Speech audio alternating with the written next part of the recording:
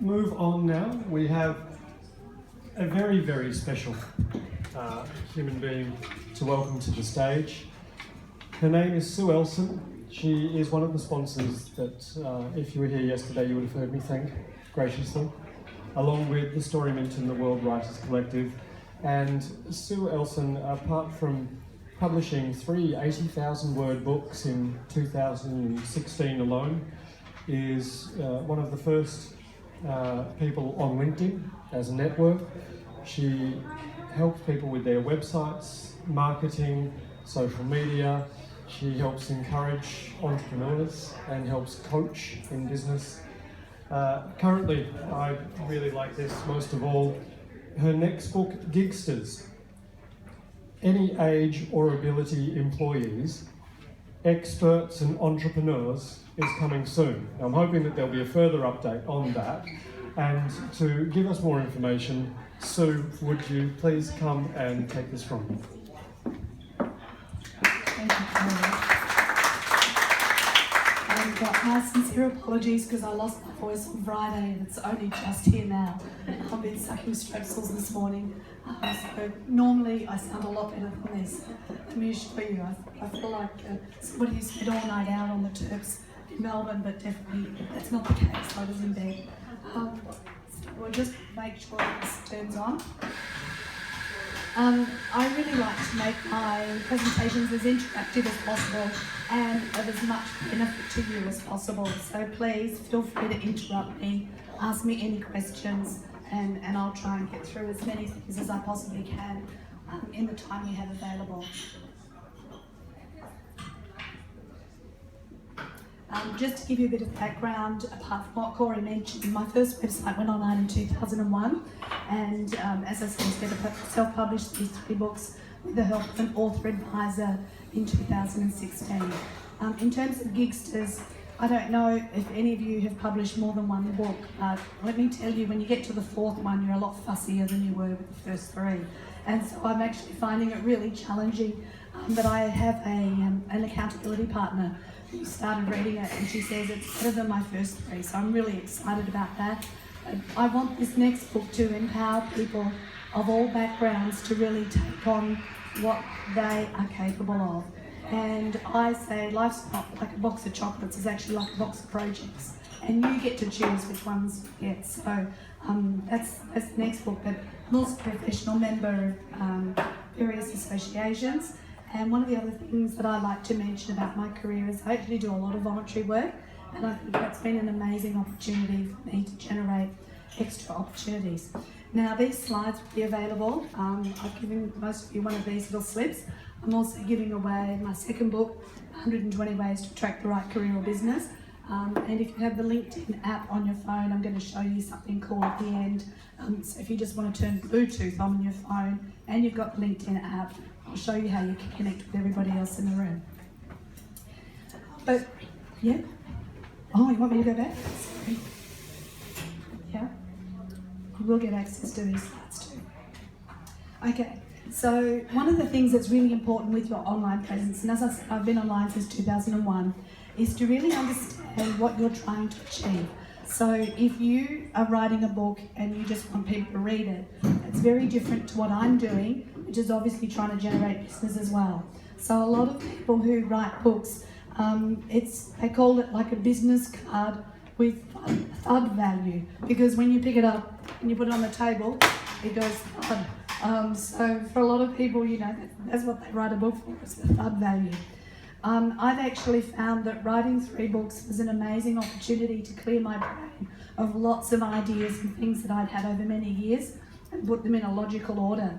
So it was quite cathartic by the time I'd finished writing my 3 books.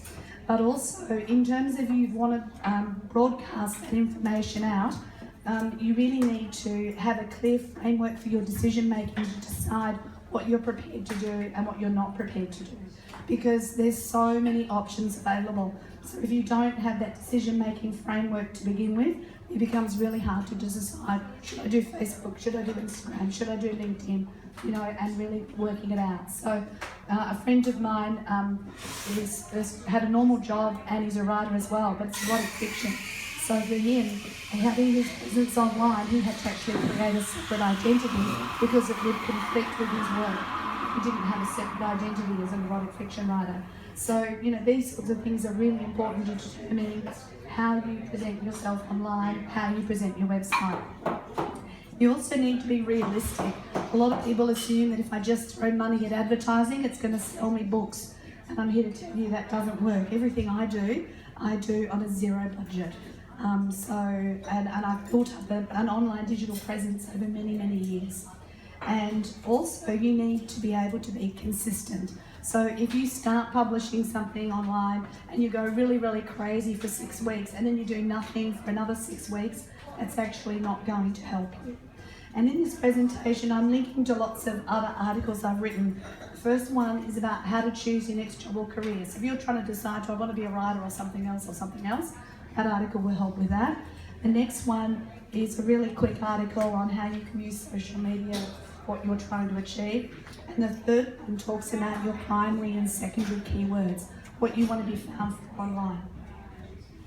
So online and social media doesn't really work without a website. And I really, really hope that all of you have your own website. And I hope that you own the domain name, and I hope that you're paying for the hosting so that you have control over your website. I also teach at the CAE, and it's a 2-day course, and the actual amount of time I spend teaching people how to use WordPress is actually really small. Most of the time in the course I'm actually talking about what they need to publish to make their website work for them. So there's an article there on what to do before you speak to a website designer. And I've also linked to 2 other websites. One's an author, originally also from Adelaide, Bernadette Schwert, and she actually has quite an extensive online profile, does a lot of speaking, has a show reel, has lots and lots of content on her website. So if you're at that sort of second stage of your writing career, definitely she's one to have a look at.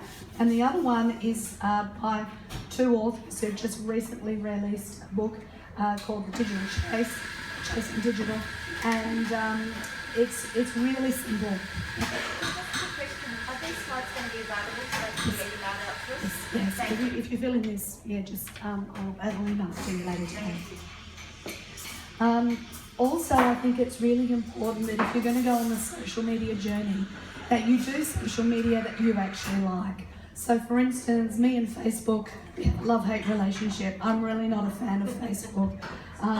I'll give you an example. I put up all this really great content, and then one day, just a bit of an experiment, I put up a photo of my new haircut, and my new haircut got lots more likes than anything of interest actually did on Facebook. So I really don't like Facebook, but I'm on it. I'm also on LinkedIn, and that is absolutely my most favourite platform for lots and lots of reasons. But if you're going to be on social media, you're going to have to put something on there fairly frequently, and because your audience is going to expect you to be putting something on there fairly frequently. So if you don't like it, it's not going to work. I haven't really liked Instagram because I have to do it on my phone all the time, and I'm old-fashioned. I can type, and I like to have a keyboard, and I like to have a big screen, and I've got to put up this stupid phone thing all the time with Instagram. So I've been putting it off for ages, but I am now starting to put stuff on Instagram, and I'm blown away by how fast it gets out there, and how all of a sudden I'm seeing these writing competitions that I can enter, and people engaging with my poetry, which is really exciting. So you really have to decide, what sort of social media do you like doing. And that article is specifically about LinkedIn for authors. And I'm quite sure lots of you have thought, there's no way I'm doing LinkedIn. That's just a resume, and Facebook for Business, it's not. And I can talk more about that. The third thing is, because I've been online for so long, one of the things that I've done is I've made an opportunity to put my profile on websites where there's no charge. That gives me bang for my buck. So if you look at my sueelson.com/books, you'll see where I've got an online presence. So all of you should be on Goodreads, that's a really important one for you to be on, because reviews are really, really important. Some of those links come up because I'm a self-published author through Ingram Spark, so I automatically end up on other websites. There's some other websites in there where I have a profile. And like this week, I'm always on the lookout because I do a lot of speaking. Normally I don't have this terrible voice. But there's a new website called Speaker Hub. So I put a profile on there. So, you know, there's all these places that you can put your online content for free and it builds up your digital presence. Now, one of my other clients is a woman in her 70s and she's run a very successful business for many years as a financial advisor. She was getting 5,000 unique visits to her website every month until last year when it just died overnight. And it died for two reasons. The first one was because she got a bad review and she didn't respond to it on Google. So if anybody Googled her, this bad review came up. And the second reason was because she didn't have a presence on social media. So Google is looking at you. If somebody Googles your name or your book or your details and there's no social media as well as website presence, and your website's actually not going to perform anymore. So you actually have to have a social media presence. So it also doesn't want you to just have a profile and not have anything on it either. So you've got to be updating it, I'd say at least once a week. If you can manage once a week, that's fantastic. If you can't manage that, once a month's enough. But you do have to update it regularly.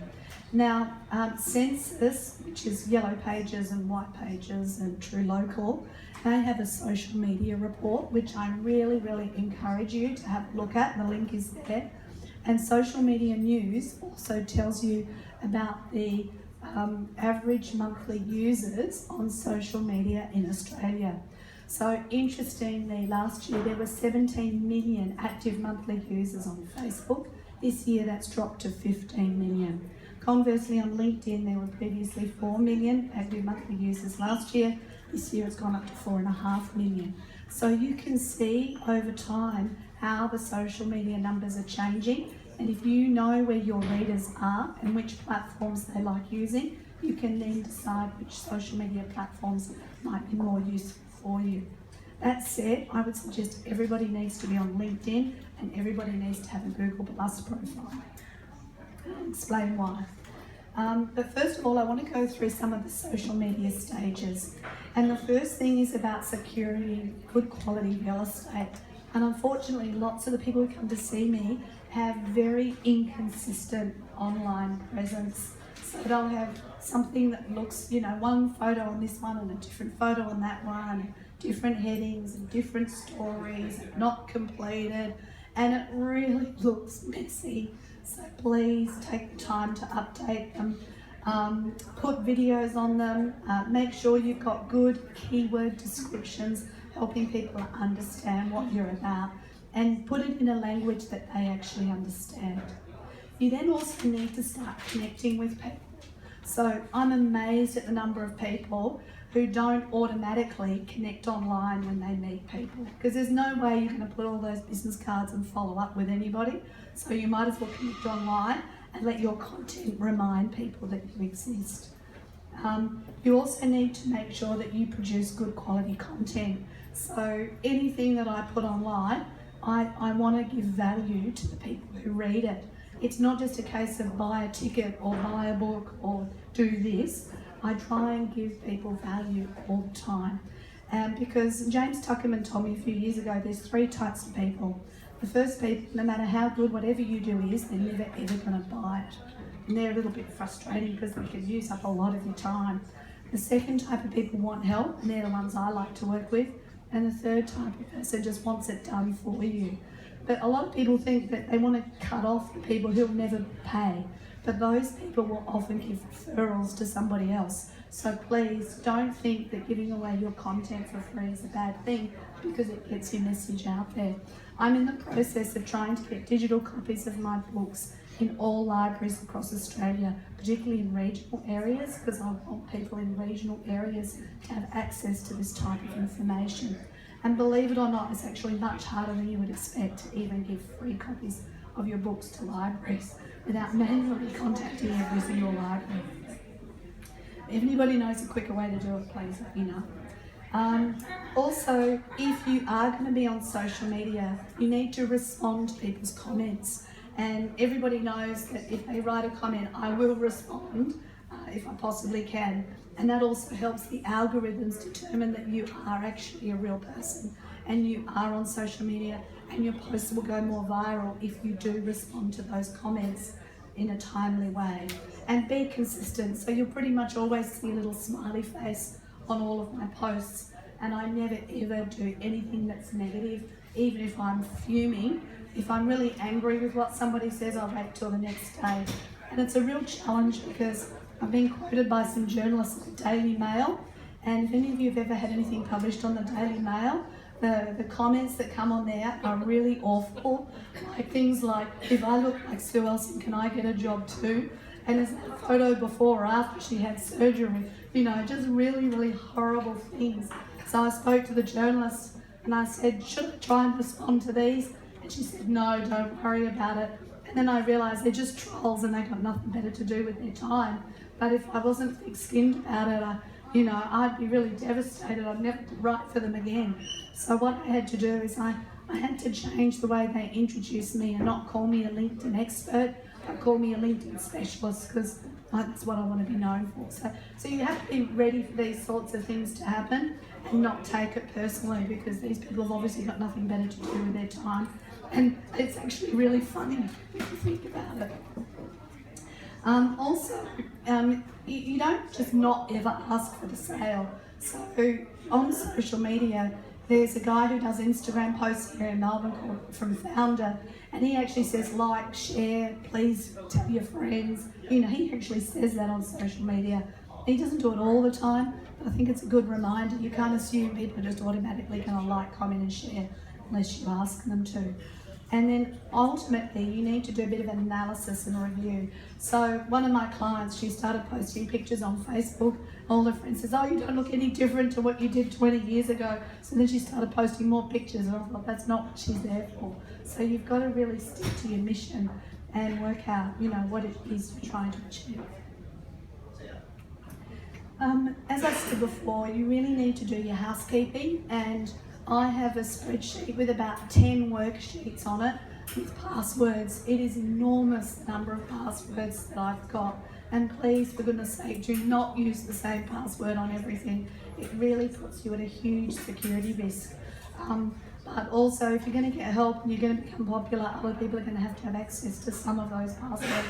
So you really need to have a list together.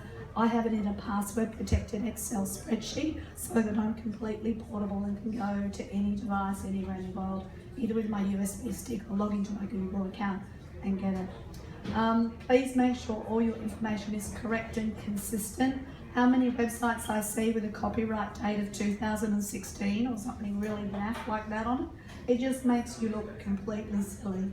So please, do all those sorts of things.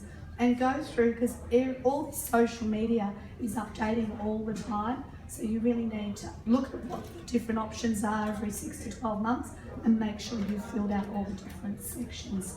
I recently wrote an article for Australian Self-Publisher on how you can use LinkedIn for self-published and indie authors. Now, one of the other things that I found really interesting while I'm writing my 4th book is I keep getting sucked into writing the short stuff for social media because it's so much easier than sitting down with my book. On Friday, when I was preparing for this, I thought I really want to give you guys a lot more information on how to either engage with content, curate content from other sources, or create your own. So there's an article there on that. You really need to be clear on this. Don't assume that you have to produce all of the content, because it really does show on social media. If you're engaging with other people's content, people love it and they really like it when you like their stuff. So your engagement ratio should be about 1 to 12. So if you put something out, you engage with 12 other people's pieces of content, and you'll win lots more friends doing that than just shoving your own stuff out all the time. So don't assume that you've got to produce all this incredible content. You can actually work off the back of others. And particularly, international people love it when an Australian connects with some of their content. So what I thought I'd do quickly is give you some specifics on the different platforms. And one of the best tips I can give you for LinkedIn is to change your URL for your profile and that will optimize your name in Google search results. So if you're still using the standard URL that LinkedIn gave you and somebody tries to Google your name, you won't necessarily come up in search results. So you do need to change that setting. And it sounds obvious, but you should actually add all of your publications to the section called publications. Like, how many people forget to do that? I can't believe. And also video, native video that you upload onto LinkedIn is doing particularly well. And if you upload your video to YouTube first, you can get your captions if the audio is really good. And then you can download what's called an SRT file, which is all your captions. So when you upload your video to LinkedIn, you upload the SRT file as well, and that means captions appear across your video. So you'll get a lot more engagement with your video content if you've got captions on it. So consider natively uploading video to social media. It performs much better because the social media sees it as their content rather than your content or YouTube's content. But that said, I still try and put most of my videos on YouTube because YouTube is the world's second biggest search engine, and guess who owns it? Google. So, you know, it's really good. Don't underestimate the value of putting video on YouTube, particularly if you've got good titles. The only other thing I'd add for your YouTube videos is make sure that when you upload the video, you also make sure that the only comments that show are the approved ones, because you don't want trolls going through putting yucky comments on your YouTube videos. So please tick that box, approved comments only. Now, as I said, I've got a love-hate relationship with Facebook, but you do need to keep in touch with new content regularly.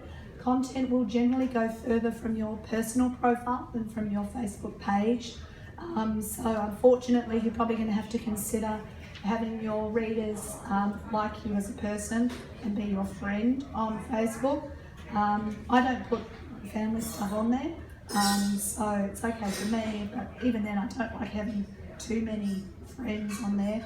But live video will work well on Facebook, so you can do a Facebook Live. It's not really my thing, but you know, a lot of people swear by it, and native video is going to go well. Twitter is really good for connecting internationally, and you can source writers, festivals, find journalists, and follow certain hashtags. So I really encourage you to have another look at Twitter. And Instagram, it doesn't survive without hashtags. So you need to come up with the hashtags, which means subject, that you want. So all my poems now have hashtags Sue Elson poem. So if you click the hashtag, everything that I've written on Instagram as a poem is automatically accessible by that. And it also means if people do like my poetry, they can actually follow that hashtag as well. So they'll constantly get updates on my poems rather than all my general stuff on Insta. Now, Google Plus, I say that this was created by people who live in a dark room and don't get out much because it's horrible, but it has a section called Sites, and I have a huge spreadsheet, another one, where I've got a list of all of my profiles. So I add all of my online profiles to my Google Plus. So if Google goes looking for me, it already knows that these links are already about me. So it means that the quality links will come up before the other stuff does, and Google can see everything about me. And also you can subscribe to Google Alerts. So when my book came out, my author advisor told me it's likely to end up on the torrents and be available for a pirate copy. So I tried to optimize my content for the name of my book free so that my results would come up before the pirate websites. And I did that by making sure I was subscribed to Google Alerts. What I've also done is I've decided to put my books on Google Play. So because Google Play is obviously part of Google, and a lot of my content is keyword based because there's a lot of words in here that identify me as a LinkedIn specialist. Even though only 20% is visible to people looking at books in the Google Play Store, the way my logic works is all those words are still in the Google database. So it's still really good for me to generate more interest And I figure that as a writer, I can't just rely on 3 books to give me my living forever. I've got to keep writing. So who cares if my old books are out there publicly? It doesn't worry me too much because I sort of see the longer picture. And I haven't got my Gigsters book yet. But it's really interesting because I understand this keyword stuff. I'm finding that a lot of the content, my next book is really staggered according to keyword principles. It's still really easy to read, but I'm using words that people are using in regular use so that you can optimize it for that. And the last one is you can now get your author status verified. So if somebody Googles my name, author, my Google author profile comes up, and then what can come underneath yours when you're identified as an author is that you have that verified. So to verify that, what they actually want you to do is to log into 5 social media accounts and do screenshots of those 5 accounts to verify that you really are who you say you are. So now I'm actually a verified author on Google as well, which should also increase my search results. So it's all about generating traffic and being identified for this expertise. So what should you do from here? Well, I'm definitely going to encourage you to create a usernames and passwords list. One of my students said, oh, I'm not going to do that. And then she booked an appointment about 6 weeks later and said, oh, Sue, I realised I couldn't live without the passwords. So, you know, it really, I know it sounds really basic, but it's actually really important. You really need to have a clear description of your purpose and who you want to reach. And there's an example I use about this all the time. There's a guy who came to my course and he ran a music school. So he thought he had to optimise music school in all of his content online. But if you're wanting to learn how to play the piano, you don't go looking for a music school. You go looking for a music teacher or piano lessons. It's completely different to the word music school. So you really need to think about, you know, your audience and what are they going to be looking for. You really need to cover that off. You need to then review the various options you have available and start by creating those really good profiles and keeping a list of them all, selecting and implementing whatever content strategies you're going to use, record and analyse access to your profiles carefully. I wouldn't give it away to anybody. I'm too protective of my content to do that, but if you're going to, be careful with it. Analyse the results and discuss how you can change it and implement the revisions. So what I can do now is I can either answer questions or I can show you a couple of things on social media. Thanks, how much over time? We're actually out of time. Out of time, sorry. I will be here for a little while, so please ask me any questions. Also really happy for you to enter the draw and tear off your name and first name, pop it in the bowl, and I'll give away one of my books. Also in your sponsor handout, it said that I'm happy to give you a digital copy of any one of my books. So again, if you went to the draw, just let me know which book you like. First one's on LinkedIn, second one's story-based, or attracting the right career or business, and the third one, marketing your business hyper-locally, is case study-based. So thanks for your participation. Thanks again, Soraya and Matt, for the opportunity.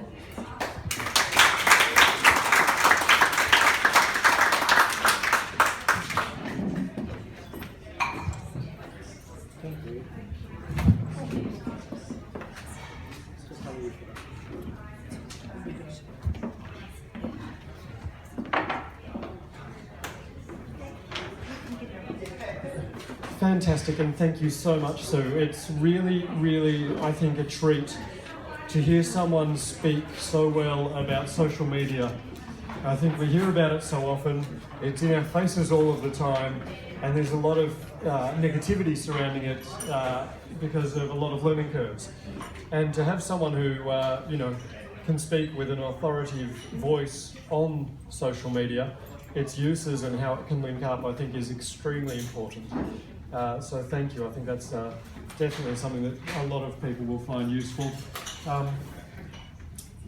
Just to add as well with password lists, I also work in internet security myself, and one thing that I would like to just caveat on the end, write down on a physical piece of paper your passwords and put them somewhere safe. With your will, with your important documents, your birth certificate.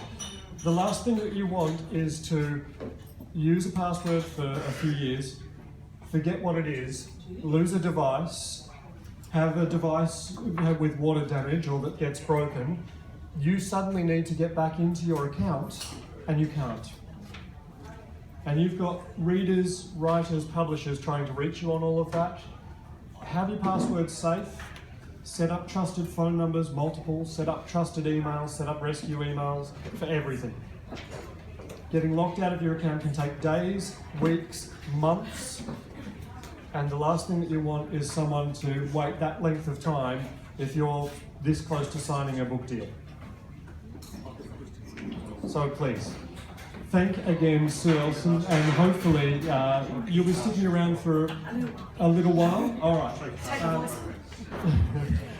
Thank you for the gifts of your books. I hope that we all take advantage of the books that she's offering us, and we're going to just get a little bit of clarification before we bring in our next speakers.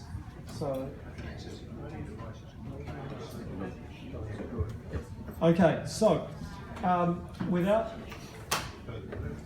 further ado, we're moving on now into writing believable dialogue from award-winning screenwriters Stu Menther, playwright, blogger and producer, and Noel Anderson, a playwright and director and performer.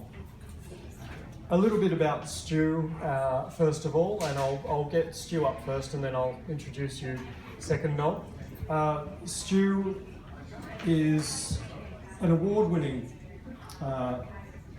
comedian, I would like to say, with sellout comedies in Prague. He's trained locally and in Turin in Italy, and as an award-winning writer and performer, it's nice to be standing next to you and to